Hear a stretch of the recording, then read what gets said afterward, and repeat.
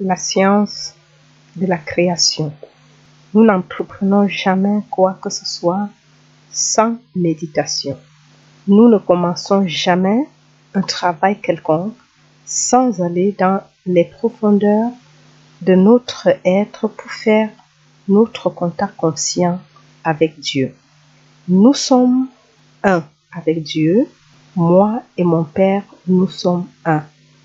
Mais cette unicité n'est d'aucune aide pour nous, excepté dans la mesure de notre réalisation de cette unicité. C'est un avertissement conscient de notre unicité. Notez bien ceci également. Cela ne veut pas dire simplement de le déclarer, de le dire ou de l'affirmer. Oh, c'est tellement facile de se précipiter dehors tout en saisissant au passage chapeau et manteau en disant « Moi et mon Père, nous sommes un ». Quelque chose nous arrive quand nous allons au-dedans et faisons le contact affectif pour la sensation effective de la présence.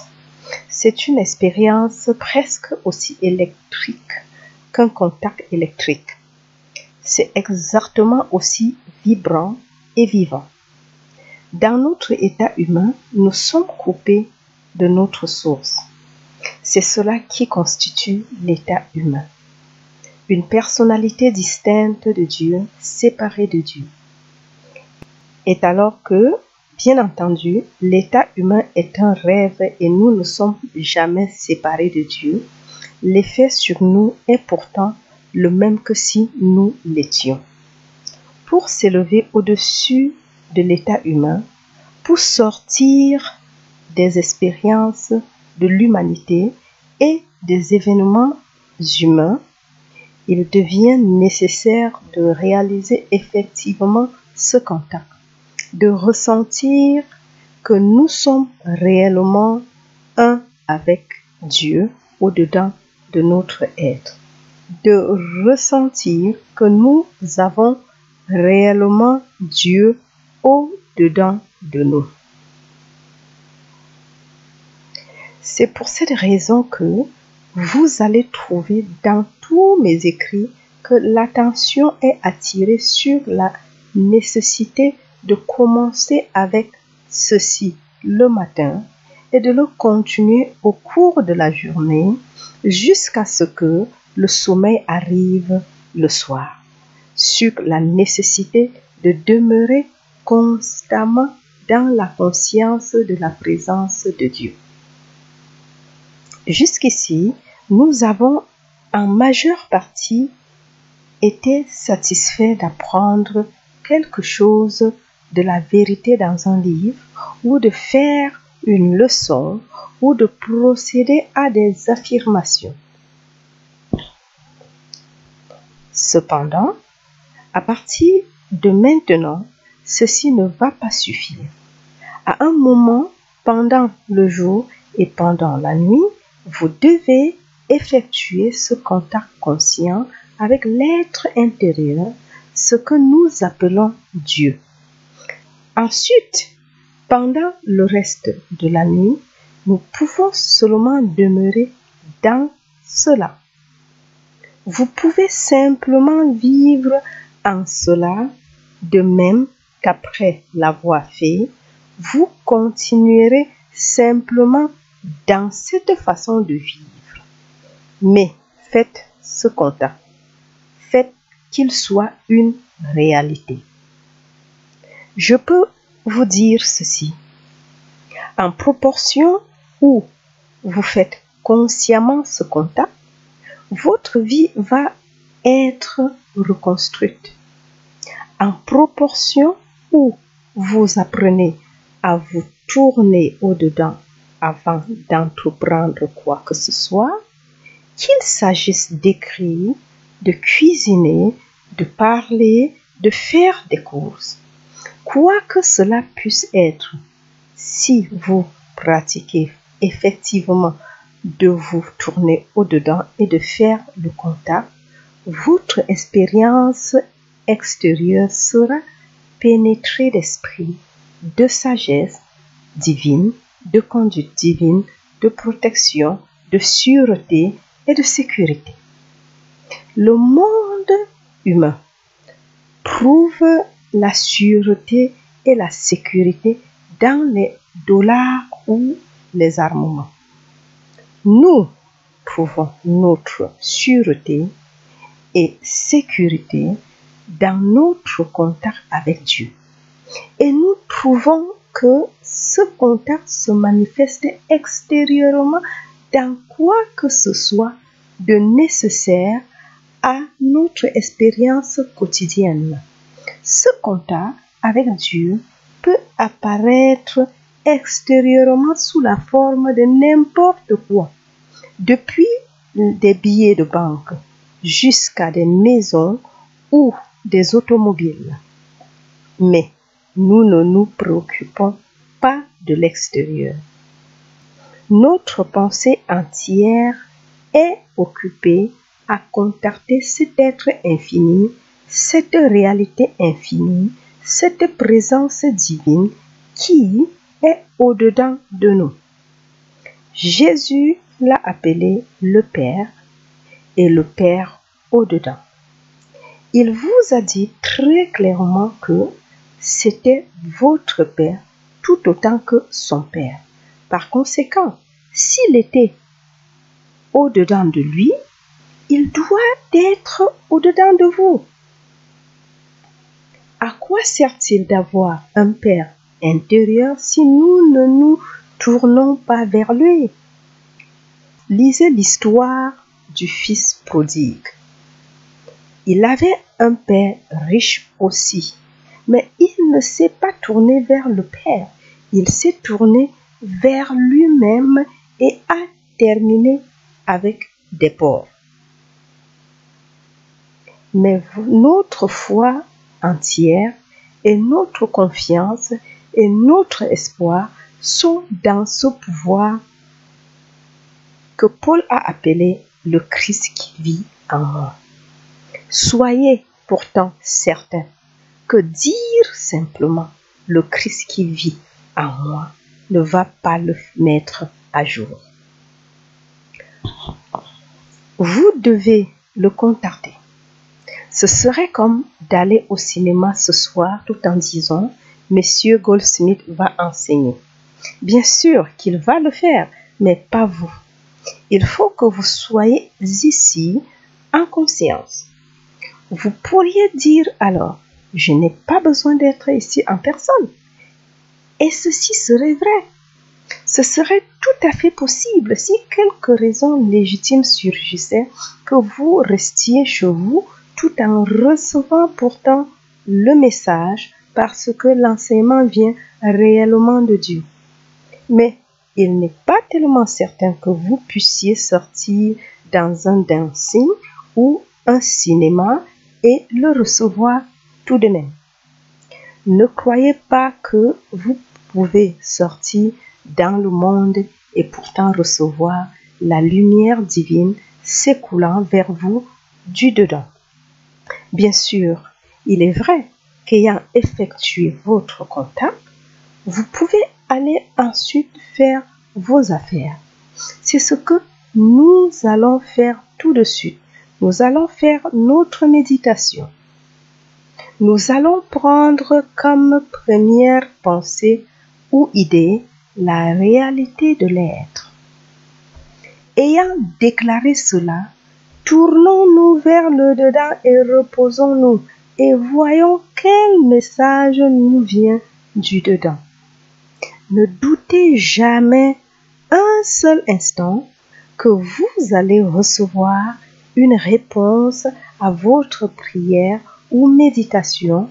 Nous levons les yeux vers les montagnes d'où nous viendra le secours. Les montagnes ou les hauteurs de notre conscience. Nous élevons notre regard au-dedans de notre être. Nous élevons notre regard vers le point le plus élevé de notre conscience pour de l'aide en chaque circonstance. Nous ne regardons jamais à l'extérieur ou au-delà des limites de notre être, de notre propre conscience. Appelons ceci la science de la création. C'est ce que cela sera. La science de la création. Dieu a fait tout ce qui a été fait. Et ce Dieu, nous en avons été d'accord ici, est la conscience divine infinie, la conscience de l'être individuel. Par conséquent, le principe créateur est la conscience de votre propre être. Cette conscience a créé votre corps, votre foyer, votre affaire. Toute chose dont vous êtes conscient est l'émanation, l'expression, la manifestation de votre conscience. La conscience qui est Dieu. Maintenant, qu'est-ce qui nous arrive dans l'imagerie humaine? Nous nourrissons le corps qui a été créé par la conscience divine. Nous le nourrissons de l'extérieur et nous ressentons qu'il réclame des vitamines ou des calories ou de quelque chose qu'on lui ajoute depuis l'extérieur. En fait, à cause de notre acceptation de la croyance universelle que le corps est nourri de l'extérieur, c'est ce qui se passe. Vous vous souvenez que lorsque nous parlions des ressources, nous étions d'accord que l'approvisionnement, même sous la forme d'argent, doit être aussi spirituel que l'approvisionnement de la vérité elle-même. Nous avons été d'accord que nous pouvions aller au-dedans de notre conscience et trouver la vérité. Et puis, nous acceptons la croyance que nous devons aller à l'extérieur pour de l'argent. S'il était vrai qu'il y a un univers matériel ou qu'il y a un univers spirituel et un univers matériel, alors il pourrait être vrai que nous pourrions aller au-dedans de notre être pour les choses spirituelles de la vie, et pourtant que nous aurions à aller à l'extérieur pour les choses matérielles, mais ceci n'est pas vrai. La vérité est que Dieu est esprit et que Dieu a créé cet univers à partir de son propre être. Tout ce que Dieu a créé est bon. Tout ce que Dieu a créé est substance spirituelle et réalité. Par conséquent, notre corps doit être aussi spirituel que la conscience dont il est formé. C'est pourquoi il doit être possible à notre corps d'être nourri depuis l'intérieur plutôt que de l'extérieur. Si le sens mortel nous dit que nous sommes sous-alimentés et mal nourris, ou qu'il y a une détérioration de cette partie du corps ou de telle autre partie du corps, même d'un os de notre corps, il doit être possible de renouveler cela par la conscience, par la substance de notre propre être, plutôt qu'en ajouter depuis l'extérieur quelque chose au corps. La seule chose qui empêche cela de se produire est notre acceptation individuelle d'une loi de matière-je et de matière-vous. Une loi de croyance humaine que nous sommes nourris depuis l'extérieur. Rien dans cet enseignement n'est en désaccord avec l'enseignement du maître. Tout dans cet enseignement est un dépouillement une affirmation ou une réaffirmation de l'enseignement du Maître.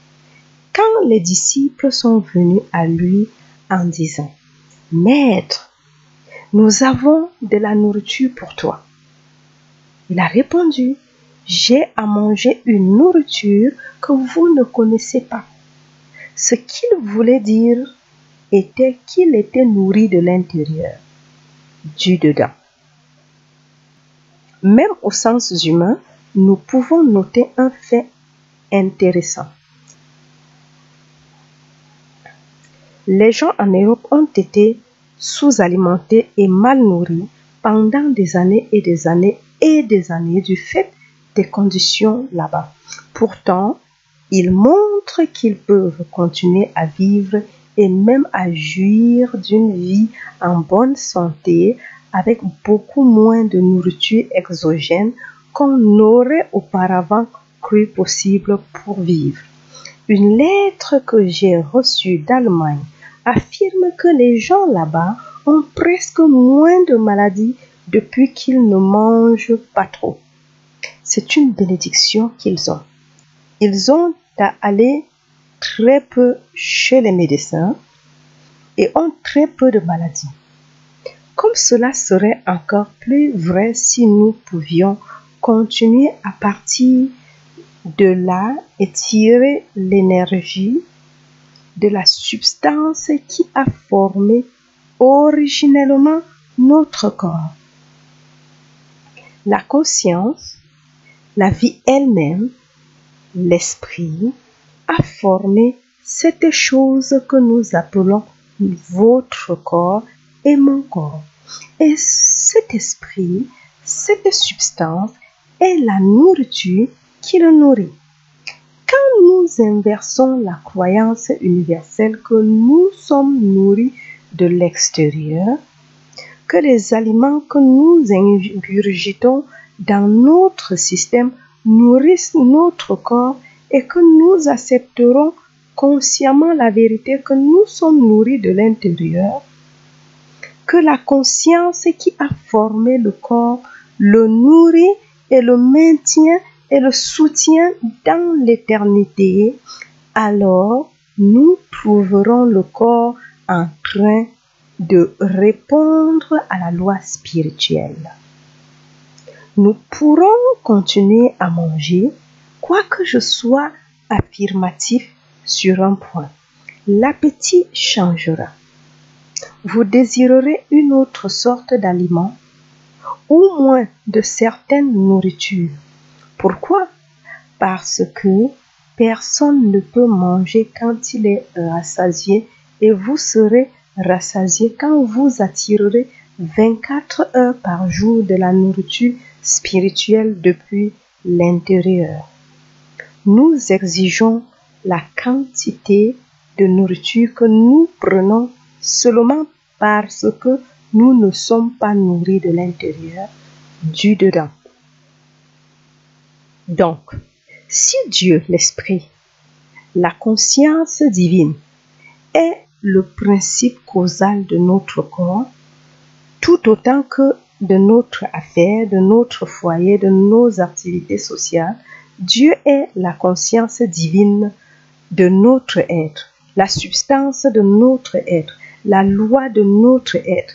Et nous devons nous tourner vers l'intérieur afin de mettre en route l'écoulement du flot qu'en tant qu'humains, nous avons renversé. Humainement, le corps poursuit sa vie pendant 70 ans, mais bien avant 70 ans, il commence à se détériorer. La nourriture depuis l'extérieur n'accomplit pas entièrement le travail de le nourrir, le soutenir et le renouveler. Donc, même si nous le renouvelons avec toute la nourriture que nous pouvons, le corps répond seulement à 70 ou 80% et il poursuit sa dégradation jusqu'à être prêt pour la tombe. Et ceci sera toujours vrai dans l'image humaine. Seulement vous, individuellement, et moi individuellement, nous pouvons renverser cette image de sorte que notre corps fonctionnera éternellement si nous le désirons et dans le même état de perfection où il était au plus fort de notre jeunesse et vitalité. Nous déterminons ceci en ce moment. Nous le faisons par renversement. Nous le faisons en annulant consciemment la croyance que le corps est nourri et soutenu de l'extérieur par l'alimentation que nous mangeons et en acceptant la vérité spirituelle que la même conscience qui a fait le corps et cette même conscience est Dieu, la conscience de vous et de moi est maintenant en train de le nourrir, le maintenir, le soutenir et le renouveler éternellement. Nous pouvons renverser cette image de sorte que notre corps fonctionnera éternellement si nous le désirons et dans le même état de perfection où il était au plus fort de notre jeunesse et vitalité. Nous déterminons ceci en ce moment. Nous le faisons par renversement. Nous le faisons en annulant consciemment la croyance que le corps est nourri et soutenu de l'extérieur par l'alimentation que nous mangeons et en acceptant la vérité spirituelle que la même conscience qui a formé le corps et cette conscience est Dieu. La conscience de vous et de moi est maintenant en train de le nourrir, de le maintenir, le soutenir et le renouveler éternellement. Cependant, ceci doit être un processus conscient. Il faut que cela devienne l'activité de votre conscience parce que la conscience est le principe créateur de vie, c'est le principe créateur de la vie éternelle. Je sais, je l'ai entendu. J'ai entendu votre question non exprimée. Parlez-vous du corps matériel? Vous n'avez pas de corps matériel. Vous n'avez pas de corps matériel. Comment Dieu pourrait-il créer un corps matériel? Il ne pourrait même pas créer de l'argent matériel ou de la nourriture matérielle. Dieu est esprit. Dieu est conscience. Dieu est le principe créateur de cet univers et Dieu, l'infini, doit créer à partir de son propre être. Vous n'avez pas de corps matériel. Ce que vous avez appelé un corps matériel, le traitant comme s'il était un corps matériel, le nourrissant, l'habillant et le baignant comme s'il l'était, est votre propre corps spirituel. La seule chose matérielle à son égard est votre concept erroné de ce corps et du mien, et cela n'a pas commencé avec vous ou avec moi. C'est une croyance universelle, un concept universel que nous avons individuellement accepté. Comment Jésus aurait-il pu traverser les murs ou marcher sur l'eau? Comment Pierre aurait-il pu marcher sur l'eau? Comment un seul des miracles aurait-il pu être accompli? Et pas seulement par Jésus. Que dire de Moïse produisant de la manne depuis le ciel, de l'eau d'un rocher? Que dire d'Élie et d'Élisée, de Moïse et du buisson brûlant? Comment aurait-il pu y avoir un buisson brûlant qui ne brûlait pas si cet univers était matériel? Non. Nous avons, dans notre ignorance, accepté la croyance universelle exactement comme nos ancêtres ont jusqu'en 1492, accepté la croyance que le monde était plat. Il n'était pas plat. Et personne ne l'avait créé un monde plat. Et pourtant, jusqu'en 1492, le monde était tout autant enchaîné à une terre plate que si elle avait été réellement plate, on était limité à une dizaine de milliers marins, de la navigation et peut-être du rivage, de peur de tomber au bout, à cause d'une croyance fausse que la terre était plate. On agissait comme si c'était une réalité. Le même genre de choses est en activité pour nous. Nous sommes esclaves de la croyance en la matière comme si elle était une réalité. Nous sommes en esclavage à la croyance que nous avons un corps matériel, mortel, humain. C'est pour cela que nous ne traversons pas les murs. Et ce n'est pas à nous qu'il incombe d'essayer de traverser les murs. Nous pouvons faire de plus grandes démonstrations que cela. Il y a l'histoire d'un hindou qui avait étudié pendant de très nombreuses années pour être spirituel. Finalement, il est arrivé en courant chez son maître en disant « Maître, j'ai fait une chose merveilleuse. J'ai traversé toute la rivière en marchant sur l'eau.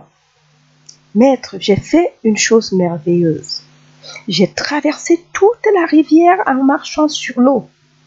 Et pensez un peu, cela n'a pris 30 ans pour l'accomplir. » Le maître a sèchement répondu « Tu aurais pu traverser sur le bateau pour 2 sous. » Cela n'était pas un miracle. Non, nous n'avons pas à traverser les murs ou à marcher sur l'eau. Je vais dire ce que nous devrions faire. Nous devrions vivre jusqu'à 90 ou 110 ans, ayant l'air d'en avoir 25. C'est une chose que nous pouvons faire. Mais pour cela, nous ne pouvons pas rester assis plein d'espoir à regarder le gars qui a accompli cela et dire « J'adorerais être comme cela ». Non, nous devons commencer par comprendre la loi de la création, la loi de la création, la loi de Dieu.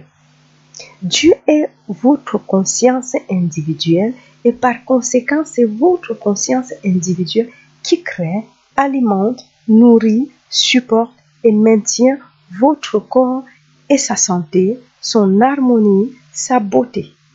Pendant tout le temps, si vous le désirez. Tout le temps. Si seulement vous voulez réaliser consciemment que vous êtes nourri maintenant, soutenu depuis l'intérieur.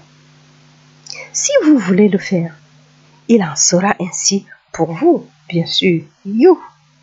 Vous pourriez avoir envie de demander ici, est-ce tellement important?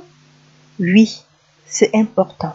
C'est la partie la plus importante de tout votre développement. Pourquoi? Parce qu'il y a une seule chose importante en ce monde et c'est de démontrer Dieu comme étant notre vie, comme notre substance, comme notre sûreté, notre sécurité, notre immortalité, notre éternité.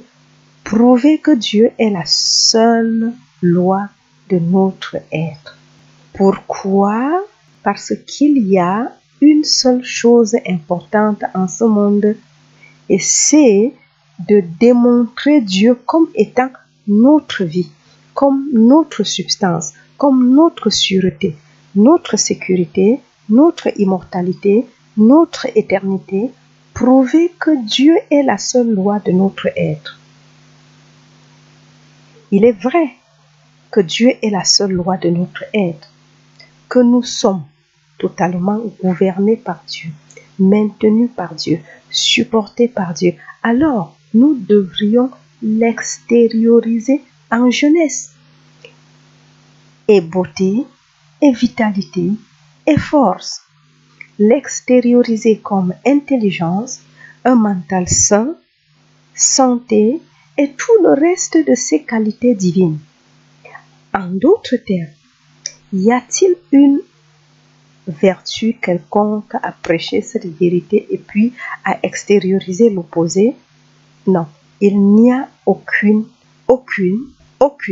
Personne n'a le droit d'aller vers le reste du monde en disant « Vous devriez étudier la métaphysique, vous devriez vous tourner vers Dieu » et d'extérioriser soi-même un tel manque de connaissances qu'on pousse le monde à répondre par la question « Mais pourquoi ?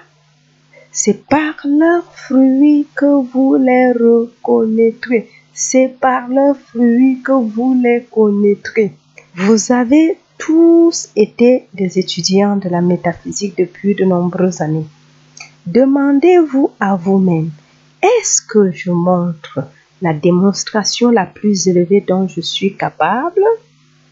Et sinon, n'est-il pas vrai que c'est seulement parce que vous ne mettez pas suffisamment cette vérité en expression consciente? Autrement dit, est-ce que nous ne sommes pas tous seulement assis en rond en croyant qu'il y a un Dieu qui va le faire? Laissons Dieu le faire. Eh bien, c'est en proportion de notre manque de démonstration que nous indiquons que nous n'apportons pas consciemment ceci dans notre expérience. Nous ne renouvelons pas consciemment le corps jour après jour. Et nous ne le ferons jamais aussi longtemps que nous pensons à la nourriture comme étant ce qui entre dans le corps par la bouche. Ce n'est pas ce qui entre dans la bouche qui souille l'homme, mais c'est ce qui sort de la bouche. Ce n'est pas ce qui vient dedans qui nous nourrit. C'est ce qui sort des conclusions du cœur, de l'âme, de la conscience. Notre démonstration est en proportion de notre connaissance consciente de la vérité de l'être. Notre démonstration est en proportion de notre connaissance consciente de la vérité de l'être. La santé n'est pas accidentelle. L'harmonie n'est pas accidentelle. Cela peut l'être dehors dans le monde humain, où nous avons des êtres humains en bonne santé tout le temps, ou presque tout le temps. En fait, pourtant, de tels humains sont rares et très clairsemés. De plus, nous ne savons rien de ce qui se passe dans leur conscience pour en rendre compte, ni ce que leur état de conscience préexistant peut avoir produit pour eux. Nous savons effectivement ceci. Si nous voulons l'harmonie, la paix, la juridiction ou domination, nous allons avoir à les produire dans notre expérience au moyen de la conscience consciente de la vérité. Nous devons accomplir les mots du Maître. Connaissez la vérité et la vérité vous libérera. Nous ne devons pas dépendre de la vérité pour nous libérer. Nous devons dépendre de notre connaissance consciente de la vérité. Dans cette classe, nous nous sommes embarqués pour une mission. La mission est la réalisation de Dieu comme conscience divine, se dépliant, se dévoilant, se révélant, se manifestant et s'exprimant en tant que notre être individuel. Nous allons devoir faire Le pas suivant est réaliser que ce corps est maintenu et soutenu par la conscience infinie qui l'a formé. La conscience infinie qui est Dieu, la conscience divine de notre être. Nous sommes éternellement en train d'être nourris, pas 3 fois par jour, mais 24 heures sur 24, de l'intérieur. J'ai à manger une nourriture que vous ne connaissez pas, et si vous buvez de cette eau, elle s'avérera être une source au-dedans de vous. La même chose, nourriture de nouveau, nourriture par l'intérieur. Les paroles que je vous dis sont esprit, sont vie, sont vérité. Les paroles, la conscience est vie éternelle. Voyez-vous cela? C'est votre conscience. Il faut que ce soit votre conscience qui est vie éternelle, puisque Dieu est la conscience universelle de l'être immortel. Quand nous réalisons que nous sommes venus sous la croyance universelle en la détérioration des organes et fonctions ou des structures des os et que nous dissipons cette croyance, nous sommes renouvelés. Pourquoi? Parce que nous n'avons pas le corps physique à rafistoler, mais avec la réalisation que la conscience a construit, créé le corps et que cette conscience que nous sommes va continuer à maintenir le corps dans sa forme et substance originelle et sa jeunesse et beauté, nous permettons à cette conscience de fonctionner comme renouvellement. Tout le ministère béni du Maître était guérison spirituelle. C'était la même chose, qu'il s'agisse d'une personne avec des os déformés ou d'une personne dont les organes et fonctions étaient parvenus à une fin dans ce que nous appelons mort. Son ministère consistait à restaurer la conscience. Par conséquent, le Christ de votre conscience est là pour restaurer même les années dévorées par les souterrains. Même cette partie du corps qui est déjà morte ou mourante doit être renouvelée par le Christ, par la vérité, par l'état de conscience qui vous a été révélé comme étant la substance de votre être. Je retourne encore au commencement de cette soirée ici et à la déclaration que nous n'entreprenons jamais rien sans aller au-dedans, sans méditation, sans ce contact. Si véritablement nous comptons que ce contact s'extériorisera sous la forme de quoi que ce soit qui nous est nécessaire pour notre démonstration, ne peut-il pas venir sous la forme d'un corps, d'un organe, un os, une fonction? S'il peut se produire sous la forme d'un moyen de transport ou d'une compagnie ou de ressources, pourquoi ne se produirait-il pas en tant que corps?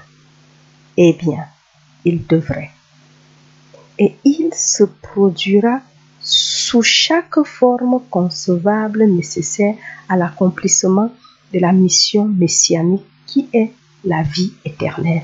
La mission du Maître était de révéler à vous et à moi la vie éternelle. Par quel processus? Par le processus de connaissance consciente, par le processus de créer et de recréer comme il a créé les pains et les poissons et les a recréés ou multipliés. De même, nous devons, par cette même conscience Christ, renouveler, restaurer et multiplier nos organes et fonctions. Nous pouvons faire cela seulement dans la mesure où nous réalisons la conscience Dieu comme étant la substance de notre forme et que nous sommes alimentés, nourris, supportés, maintenus et soutenus par l'intérieur de nous-mêmes. Ceci est vrai de notre corps et c'est vrai de la substance de notre affaire, de la substance de notre foyer. Nous pouvons être toujours renouvelés, toujours frais, toujours remplis d'énergie divine, si seulement nous contactons la source de notre être qui est Dieu, notre conscience individuelle. Ainsi donc, dans vos lectures cette semaine, prêtez une attention particulière à ces affirmations du Maître au sujet de « J'ai une nourriture que vous ne connaissez pas » ou « Cette eau que je vous donnerai deviendra en vous une source d'eau qui jaillira jusque dans la vie éternelle. » Parce que c'est ce que j'essaie de vous dire. Que cette conscience au-dedans de votre propre être jaillira au-dedans de vous en tant que vie éternelle. Et pas vie éternelle après que le corps soit couché dans la tombe, mais vie éternelle ici même et maintenant, éternité consciente, immortalité dans cette forme, et pas en fonction de l'écoulement du temps. Nous sommes en train de le renouveler maintenant, jour après jour, dans la compréhension de la vérité que Dieu est esprit et que, par conséquent, le principe créateur est spirituel.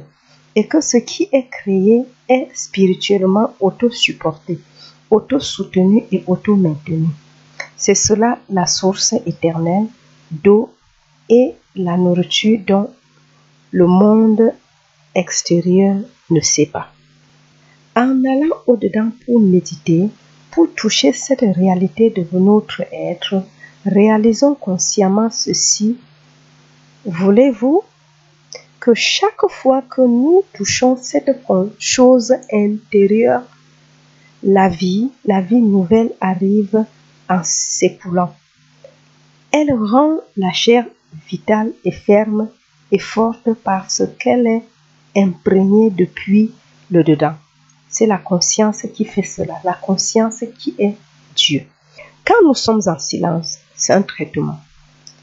Et c'est le type de traitement que nous avons à donner à chaque circonstance qui s'élève dans notre expérience, l'une après l'autre, que ce soit un problème ou pas un problème, que ce soit l'idée du corps, l'idée des affaires, l'idée des relations humaines ou l'idée de quelque phase de santé, nous devons, dans chaque cas, maintenir ce type de traitement et non pas dans le sens d'une formule, pas dans le sens de rassembler un tas de déclarations, mais dans le sens de laisser la conscience divine nous dire quelle est la vérité.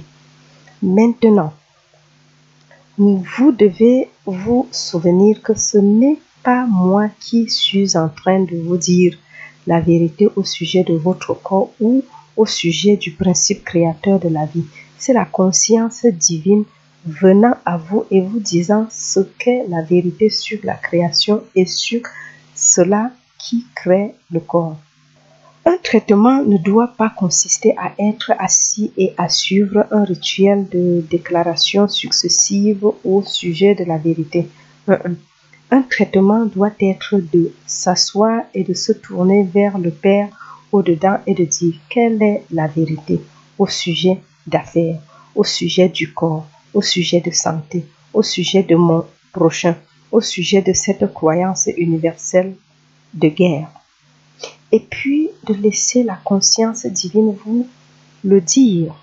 Ne croyez jamais que le dire, le mettre en mémoire ou le réciter va produire l'effet pour vous. Non, je vous certifie que ces choses-là servent seulement de moyen pour un résultat. Vous devez aller vous-même au-dedans pour laisser la conscience divine vous donner un traitement. Vous ne donnez pas de traitement, vous recevez le traitement de l'Esprit divin depuis l'âme. N'est-il pas clair maintenant que chaque chose doit venir du dedans Même le traitement, ce n'est pas, n'est-il pas clair? Maintenant que chaque chose doit venir du dedans, même le traitement, ce n'est pas de la dévotion du bout des lèvres. Ce n'est pas autre chose qu'une communication du dedans. Or, le traitement est nécessaire aussi longtemps que nous sommes dans l'ignorance ou aussi longtemps que nous sommes manipulés par les croyances universelles, dans la mesure où nous souffrons d'une forme quelconque de péché, de maladie, de carence ou de limitation, nous avons besoin de traitement, mais pas le traitement de l'extérieur, ce doit être un traitement de l'intérieur.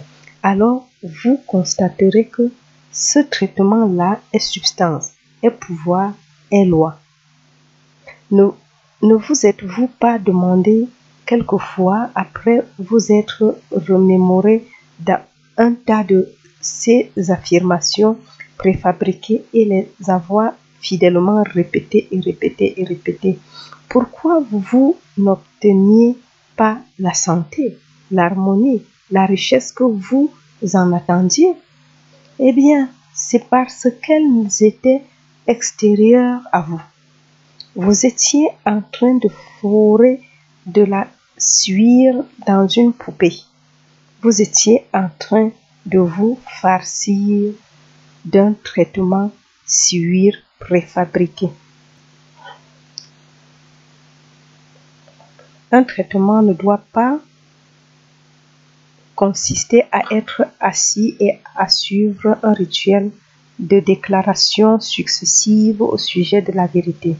Un traitement doit être de s'asseoir et de se tourner vers le Père au-dedans et de dire quelle est la vérité au sujet d'affaires, au sujet du corps, au sujet de la santé, au sujet de mon prochain, au sujet de cette croyance universelle de guerre.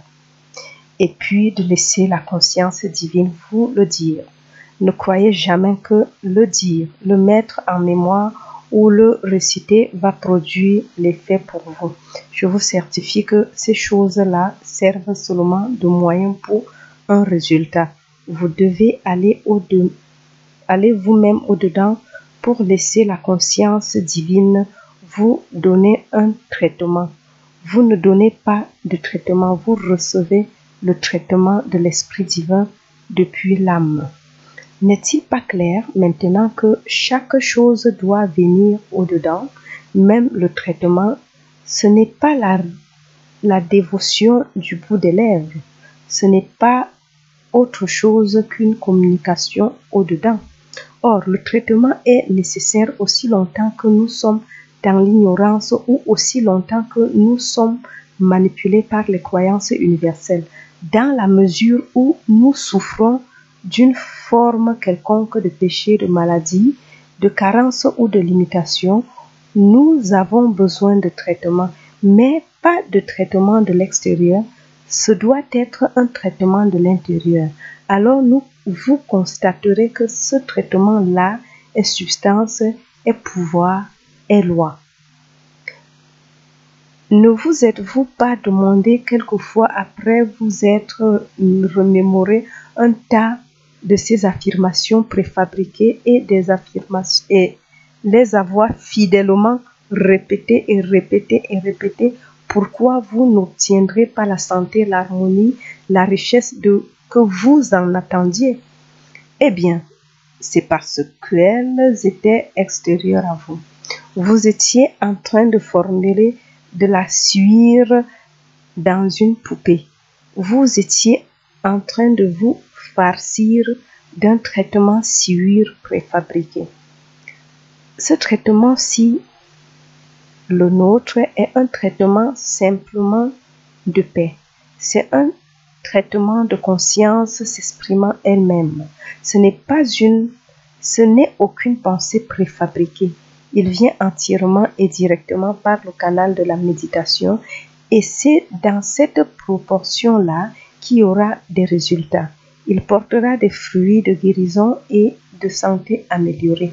Quand le problème suivant arrivera, nous laisserons de nouveau cette conscience divine nous donner le traitement. Ainsi, vous devez faire ressortir le sens juste du traitement et bannir l'idée de traitement par une formule. Et je voudrais éliminer toute idée, toute pensée que le traitement sort des livres ou de n'importe quel traitement que j'ai formé et que vous allez vous mettre à répéter. Est-ce que cela est un traitement avec du pouvoir?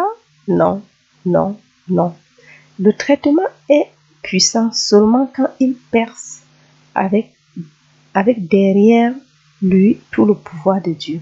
Le traitement doit venir du centre intérieur, de la conscience divine de vous. Alors, il est substance. Alors, il vous nourrit, vous supporte, vous maintient, vous fait prospérer. Vous ne donnez pas un traitement, vous le recevez et vous ne le recevez pas d'un homme ou d'une femme. Vous recevez le traitement de Dieu. Dieu se fait entendre, s'exprime, se déclare à partir du centre de votre être à votre appréhension consciente.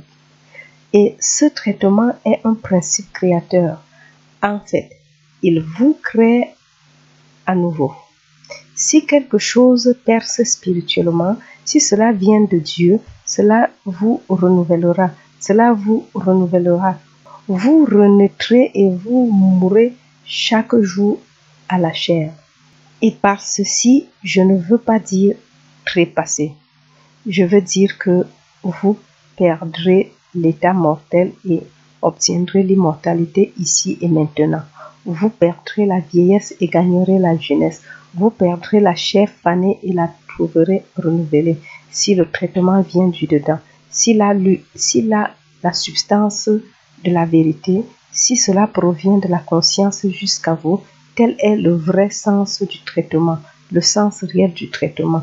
Nous sommes maintenant à un point où nous apprenons à ce que la vérité perce en nous d'une manière différente de celle à laquelle nous avons été accoutumés à l'heure actuelle. Cette instruction a dû soulever quelques questions dans la pensée et j'aimerais maintenant entendre ces questions et les éclaircir avant d'aller plus loin.